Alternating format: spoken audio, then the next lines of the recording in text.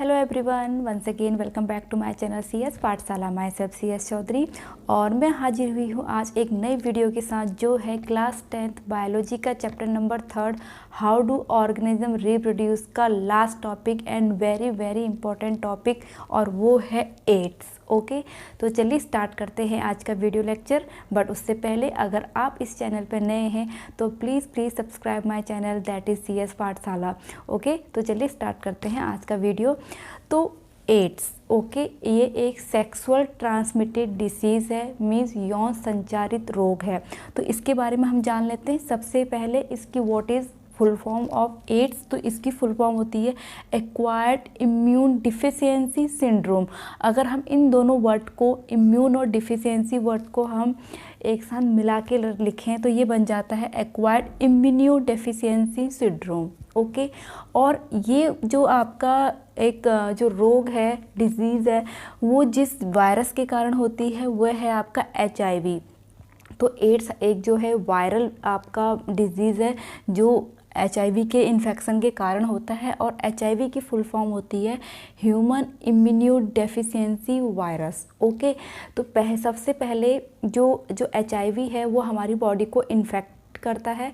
धीरे धीरे हमारा इम्यून सिस्टम जो है वो वीक होता जाता है, और जो एड्स है वो इसकी लास्ट स्टेज है, मीन्स बहुत सारी बीमारियां हम पर अटैक करती हैं और फाइनली उस ऑर्गेनिज्म की या उस ह्यूमंस की क्या हो जाती है, डेथ हो जाती है। ओके, तो सबसे पहले हम इसका मतलब समझते हैं। Acquired immune deficiency syndrome, acquired का मतलब क्या होता है, मीन्स उपार्जित, जो हम उत्पत्ति होती है जिसे हम इन्वायरमेंट से लेते हैं। मीन्स हमारा शरीर बीमार कब पड़ता है, तो देखिए जब कोई भी आपका जो पैथोजेंस है, पैथोजेंस मीन्स माइक्रो ऑर्गेनिज्म होते हैं, हमारी बॉडी पर अटैक करते हैं, चाहे वो वायरस हो, बैक्टीरिया हो, प्रोटोजोआ हो, कोई भी हो, तो हमारा इम्यून सिस्टम उसके खिलाफ उस पर्टिकुलर वायरस या बैक्टीरिया, जो भी माइक्रो ऑर्गेनिज्म है, पैथोजेंस है, उसको रिकग्नाइज करती है और उसके खिलाफ एंटीबॉडीज़ प्रोड्यूस करती है। फिर उसके बाद वो एंटीबॉडीज़ उस बैक्टीरिया या वायरस को क्या कर देता है, किल कर देता है, जिससे हमारे जो शरीर है वो रोगों से उसकी रक्षा करती है। तो ये होता है हमारा इम्यून सिस्टम। तो यहाँ पर देखिए एड्स की फुल फॉर्म ही जैसे कि पता है कि एक्वायर्ड इम्यून मीन्स जो हमारी बॉडी में जो एंटीबॉडीज़ बन रही है, ओके, वो आपकी डेफिशिएंसी, उसकी कमी हो जा रही है, ये ऐसा रोग है, सिंड्रोम। क्लियर, यहाँ पे समझ में आ गया। Means acquired immune deficiency syndrome, हमारे जो इम्यून सिस्टम है उसकी जब डेफिशिएंसी होती है, उसकी कमी हो जाती है, और बहुत सारे जो भी डिजीज़ हैं वो हम पर अटैक करते हैं।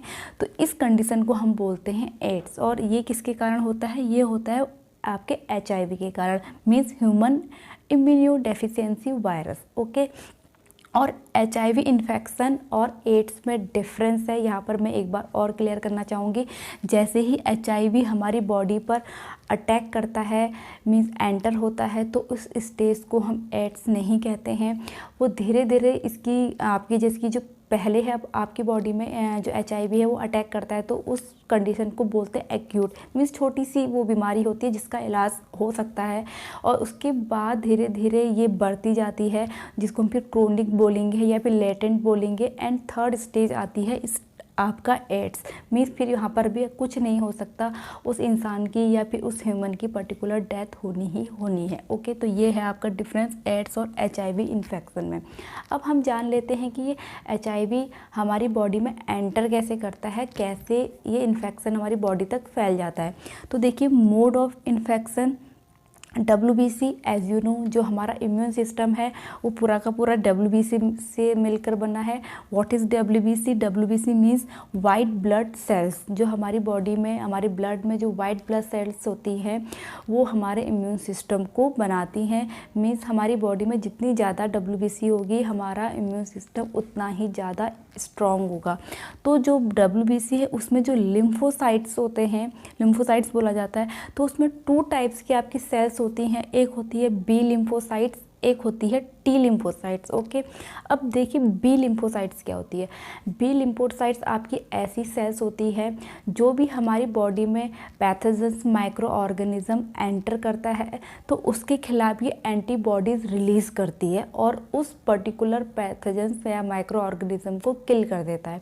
तो इसका वर्क होता है आपके एंटीबॉडीज़ को रिलीज़ करना, बी लिम्फोसाइट्स का। क्लियर। और सेकेंड वन है टी लिम्फोसाइट। ये अगेन टू टाइप्स का होता है, एक होता है टी हेल्पर सेल और सेकंड होता है टी किलर सेल्स। ओके, अब देखिए ये क्या होते हैं। यहाँ पर जो टी हेल्पर सेल है ये बहुत इंपॉर्टेंट है, इसी का यहाँ पर रोल है। देखिए टी हेल्पर सेल क्या करेगी, जो भी पैथोजेंस एंड माइक्रो ऑर्गेनिज्म हमारी बॉडी पर जब एंटर करता है तो किस टाइप का वो पैथोजेंस है इसको रिकग्नाइज करने का काम होता है टी हेल्पर सेल का। क्लियर हो गया। जब तक हमारी बॉडी किसी भी पर्टिकुलर वायरस बैक्टीरिया जो भी पैथोजेंस है उसको रिकग्नाइज नहीं कर सकती तब तक वो उसके खिलाफ एंटीबॉडीज़ बना ही नहीं सकता। ओके, इसलिए टी हेल्पर सेल बहुत इंपॉर्टेंट होती है। क्लियर। जब ये उसको पर्टिकुलर पैथोजेंस को रिकग्नाइज कर लेता है देन वो सिग्नल भेजता है बी लिम्फोसाइट्स या फिर जो अदर वन है टी किलर सेल उनको भेजता है, तब जाके वो एंटीबॉडीज़ रिलीज़ करते हैं एंड वो पैथोजेंस को किल करता है। तो यहाँ पर टी किलर सेल भी क्या होगा आपका, जो भी आपकी मीन्स जो भी पैथोजेंस एंटर हुए हैं उनको किल करने का काम होता है टी किलर सेल का। तो आई होप आपको ये 3 के 3 क्लियर हो गए होंगे। B lymphocyte means antibodies release करता है, टी हेल्पर सेल्स यानी कि जो पैथोजेंस आपकी बॉडी में एंटर है उनको रिकग्नाइज करता है, देन वो मैसेज सेंड करता है बी लिम्फोसाइट्स या फिर टी किलर सेल को, और टी किलर सेल भी क्या करती है, उस पैथोजेंस को किल करने का काम करती है। ओके, अब देखिए यहाँ पर होता क्या है, यहाँ पर सारा का सारा जो हम टॉपिक लेंगे वो है टी हेल्पर सेल। इस टी हेल्पर सेल में एक स्पेसिफिक प्रोटीन पाया जाता है, इसकी सरफेस में CD4 उसे बोला जाता है। ओके, ये CD4 क्या करता है, ये रिसेप्टर का काम करता है HIV के लिए। HIV इस पर ही अटैक करती है और हमारे होल बॉडी पार्ट्स में पहुंच जाती है और धीरे धीरे वो टी हेल्पर सेल को ख़त्म कर देती है। अब देखिए जब टी हेल्पर सेल ही ख़त्म हो जाएगी तो हमारी बॉडी में कोई भी अगर जो भी पैथोजन एंटर करेगा तो वो रिकग्नाइज ही नहीं हो पाएगा कि हमारी बॉडी में क्या एंटर हुआ है, और सेंड मैसेज नहीं जा पाएंगे बी लिम्फोसाइट्स और टी किलर सेल को, और वो पैथोजेंस को किल नहीं कर पाएंगे, उनके खिलाफ एंटीबॉडीज़ नहीं बन पाएगी हमारी बॉडी में, जिससे हमारी बॉडी में धीरे धीरे बहुत सारी डिजीज़ेस होने लग जाएंगी और फाइनली हमें क्या हो जाएगा, एड्स हो जाएगा। क्लियर हो गया। यहाँ पर अब आपको समझ में आ गया होगा कि हमारी बॉडी में एड्स कैसे होता है। अब देखिए हम ट्रांसमिशन, ये एड्स कैसे कैसे हो सकता है, हमारी बॉडी में कैसे आ सकता है, तो इसके आपका जो फर्स्ट वाला है ड्यूरिंग ब्रेस्ट फीडिंग, मीन्स जब कोई भी मदर अपनी बेबी को ब्रेस्ट फीडिंग कराती है, दूध पिलाती है अपना, तो उसके द्वारा भी ये एड्स माँ से बच्चे में जा सकता है अगर माँ आपकी इन्फेक्टेड है। ओके, दूसरा है ब्लड, मीन्स जो भी हम ब्लड डोनेशन करते हैं, ब्लड डोनेट करते हैं, वहाँ पर भी एड्स का एक चेकअप होता है। अगर हमें एड्स पॉजिटिव हैं तो हम ब्लड डोनेट नहीं कर सकते, क्योंकि अगर वो ब्लड किसी और बॉडी के में अगर डाला जाएगा तो उसे भी क्या हो जाएगा, एड्स हो जाएगा। फिर थर्ड वन है फ्री सेक्सुअल कॉन्टैक्ट, मीन्स ऐसा सेक्सुअल कॉन्टैक्ट जहाँ पर कोई भी प्रोटेक्शन यूज़ नहीं किया जा सकता, नहीं किया जाता है, तो वहाँ पर भी जो इन्फेक्टेड पर्सन है उससे जो हेल्दी पर्सन है वो एड्स उस पर, जो HIV है वो उस पर ट्रांसफ़र हो जाएगा, तो ये भी आपका कॉज होता है फ्री सेक्सुअल कॉन्टैक्ट। फिर फोर्थ है आपका रीयूज सिरिंजेस। आपने देखा होगा आजकल के टाइम पे कि हमको जब सिरिंज लगती है तो हर बार न्यू सिरिंज निकाली जाती है, या फिर उस सिरिंज को 20 या 25 मिनट तक बॉईल किया जाता है ताकि उस पर जो भी जर्म्स हो उसको किल कर सके। इसलिए अगर ऐसा नहीं किया जाएगा तो अगर सपोज़ किसी इन्फेक्टेड पर्सन को वो सिरिंज लगी हुई हो और वही सिरिंज हम हेल्दी पर्सन के उस पर यूज़ कर रहे हैं तो आपके HIV के जो वायरस है वो इन्फेक्टेड पर्सन से हेल्दी पर्सन तक पहुंच जाएगा। फिर आपका है ड्यूरिंग प्रेगनेंसी प्रेगनेंसी के टाइम पर भी जो प्लेसेंटा होता है, प्लेसेंटा आपको पता ही होगा, जो बेबी होता है वो अपनी मदर के साथ वो प्लेसेंटा के थ्रू ही जुड़ा रहता है और उसी से न्यूट्रिशन लेता है। अगर माँ इन्फेक्टेड है तो वो आपके HIV के जो वायरस है वो कहाँ चला जाएगा, बेबी में चला जाएगा। इसलिए जब प्रेग्नेंट होती है कोई महिला तो उस पर का भी HIV टेस्ट किया जाता है। ओके, तो ये आपके ट्रांसमिशन है कि कैसे इन्फेक्टेड पर्सन से हेल्दी पर्सन को भी एड्स आपका पहुंच सकता है। ओके, अब उसके बाद है सिम्टम्स। सपोज़ किसी को एड्स हुआ है तो उसके क्या क्या सिम्टम्स होंगे। तो जर्नली ये मैंने कुछ सिम्टम्स लिखे हैं, बट अगर एक जर्नल कहा जाए, जैसा कि आपको पता है हमारा इम्यून सिस्टम जब वीक हो जाएगा, धीरे धीरे ख़त्म हो जाएगा, तो हमारे चारों तरफ तो बहुत सारे पैथोजेंस हैं, वो हम पर लगातार अटैक करेंगे और हमारी बॉडी एंटीबॉडीज़ नहीं रिलीज़ कर पाएगी, तो वो सारी की सारी बीमारियाँ हमें हो जाएंगी और धीरे धीरे उस इंसान की क्या हो जाएगी, मृत्यु हो जाएगी। तो फिर भी इसके सिम्टम्स क्या क्या होते हैं, फीवर है, मसल्स एंड जॉइंट्स पेन होंगे, हेडेक, रेड रैशेस हो जाएंगी, सोर थ्रोट, चिल्स हो जाएगा, नाइट स्वेटिंग होती है इसमें, टायर्डनेस, वेट लॉस होगा, ब्लड विज़न, आंखें भी कमज़ोर हो जाएंगी, शॉर्टनेस ऑफ ब्रेथ हो जाएगा, white spot on tongue and mouth. ये सब धीरे धीरे कुछ ही मैंने सिम्टम्स लिखे हैं, लेकिन लगभग जितनी भी सारी बीमारियां होती हैं उसके सिम्टम्स हमारी बॉडी पे धीरे धीरे दिखाई देने लगते हैं। तो इस तरह से जो एड्स है ये बहुत आपकी क्या है, एक जानलेवा बीमारी है। अब देखिए इसका क्योर हम कैसे इससे क्योर कर सकते हैं। अगर सपोज़ किसी को एड्स हो जाए तो इसको भी थोड़ा सा हम जान लेते हैं। क्योर फॉर एड्स, एड्स से हम कैसे क्योर कर सकते हैं। देयर इज़ नो स्पेसिफिक और perfect cure for AIDS, means AIDS का कोई भी परफेक्ट और विशिष्ट इलाज नहीं है, but with proper diagnosis, treatment and support one can fight it and live healthy and happy life.